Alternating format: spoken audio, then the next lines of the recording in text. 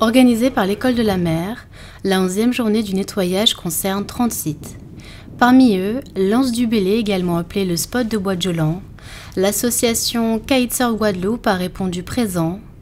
À partir de 9 h, une dizaine de participants s'est regroupée afin de ramasser les déchets sur le littoral.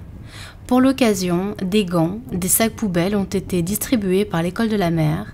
Bouteilles cassées, bouts de verre, assiettes en plastique et autres encombrants ont été collectés pour être dirigés vers les filières d'élimination. Le fait que les gens aient l'énergie, on va dire, de mettre une vieille machine à laver dans leur coffre et plutôt que de la mettre à côté de poubelles ou d'une benne à ordures, de venir dans un coin de nature où des animaux broutent, des animaux sont en liberté, des oiseaux viennent, tout simplement jeter leurs déchets comme ça, de façon sauvage, sans se poser la question derrière de ce que ça fera dans quelques années, de la décomposition, de ce que ça amène et de l'impact que ça a sur l'environnement. C'est très choquant, enfin, c'est en 2015 quoi, de faire encore ce genre de choses-là, surtout que ça demande de l'effort de mettre une machine à laver dans une voiture, mais de venir la déposer dans un spot isolé comme ça, c'est une démarche qui est quand même très volontaire finalement.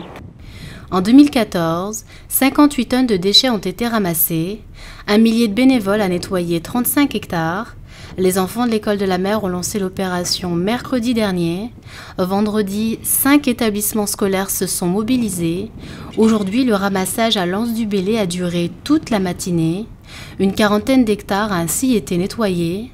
Créée il y a tout juste 3 ans, l'association Kitesurf réunit une cinquantaine d'adhérents. Elle organise notamment une braderie de la glisse fin novembre.